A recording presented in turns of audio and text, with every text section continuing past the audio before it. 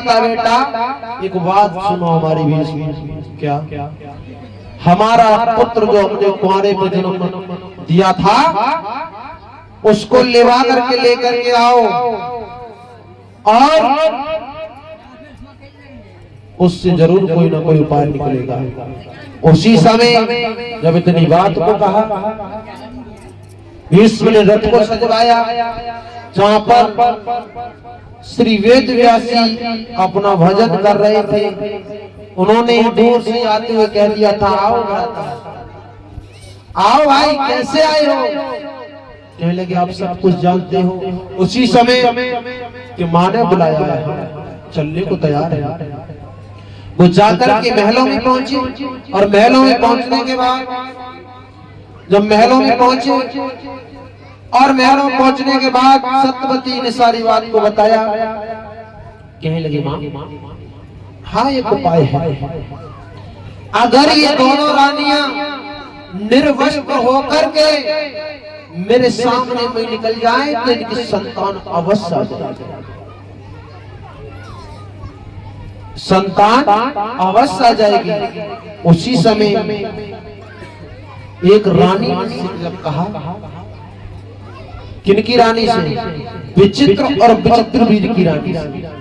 दोनों से कहा बेटा हमारे कोई वंश को आगे चलाने वाला कोई वारिस नहीं है और आप ऐसा करो भला हो जाएगा कोई संतान आ जाएगी और तुम इतनी बात को मान लो।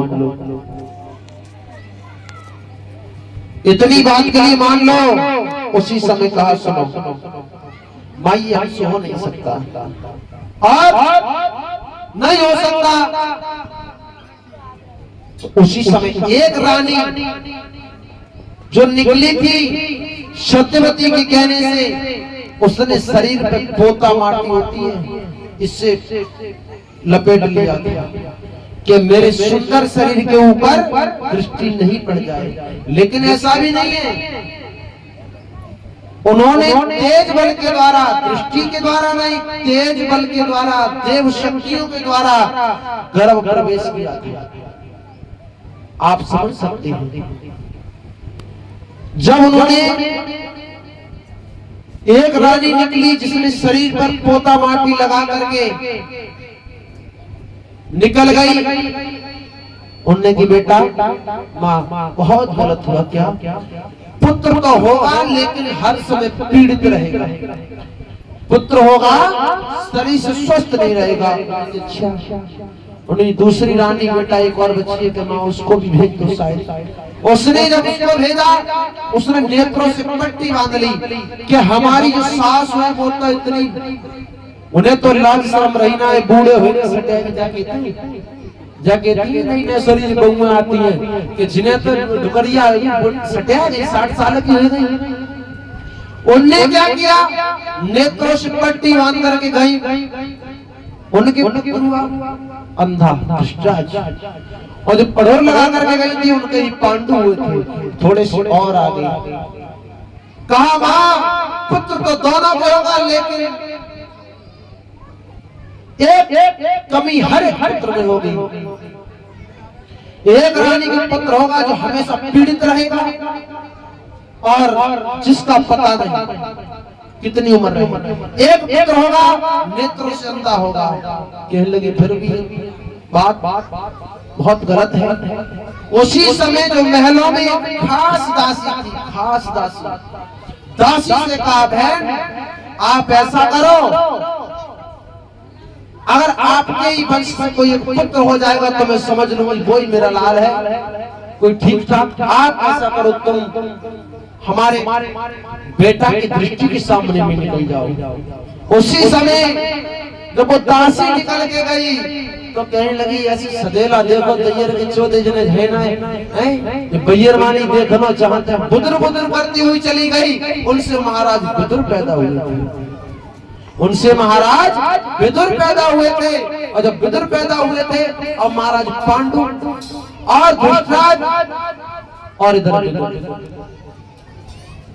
अब एक बात और बता दें, विदुर पैदा हुए थे, विदुर हर समय बुदुर बुदुर करते रहते थे, धर्म को चिल्लाते रहते थे। ये विदुर पूर्व जन्म में धर्म थे, इनसे गलती हो गई थी, बताएंगे आगे चल करके। उसी समय मेरे प्रभु के भक्त जब तीनों में संतान का जन्म हुआ, बड़े हुए, इधर भीष्म राज्य को चलाते हैं, लेकिन बड़े होने के बाद सबसे पहले महाराज पांडु को राज्य दिया गया।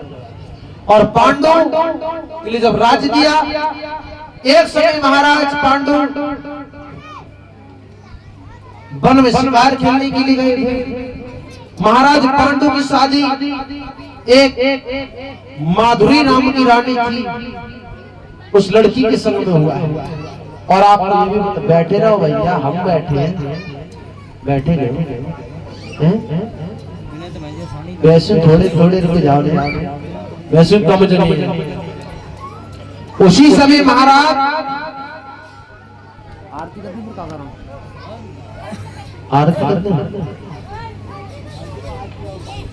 चलो थोड़ी देर, 1 मिनट 5 मिनट बैठे रहे, उसके बाद उसी समय महाराज ने क्या किया, पांडु की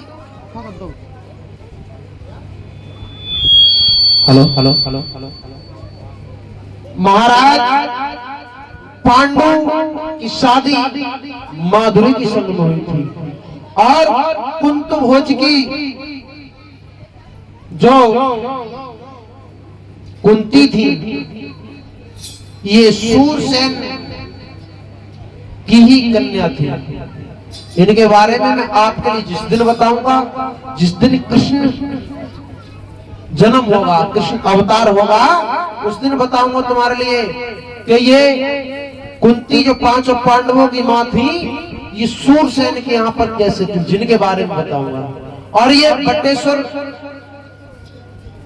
जो मतलब सूरसेन की कन्या थी, और एक कुंती भोज के लिए किस तरह से मिली थी, इनके बारे में बताऊंगा आपके लिए।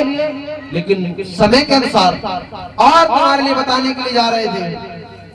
2 रानियों से शादी हुई थी, लेकिन समय के चलते चलते इनके कोई संतान ने जन्म नहीं लिया। ये कुंती समझ चुकी थी हमारे पिया रोगी हैं, लेकिन उन्होंने कहा, सारी बात को बताया था। आपको एक बात और बता दें, 5 पति तुम सती और फिर 5 पति तुम सती। 2 महाभारत में ऐसी स्त्रियां हुई हैं जिनके 5 पति हुए थे, तब भी वो पतिव्रता थी, और दोनों सास बहू थी, एक कुंती और एक द्रौपदी। द्रौपदी के 5 पांडव वो पति के रूप में थे, और कुंती ने सूर्य भगवान का आह्वान किया था, जिससे कर्ण जया था। और इसी तरह से मैं आपको बताऊं कि इंद्र को बुला करके अर्जुन को जिया था, बताने के लिए एक लाइन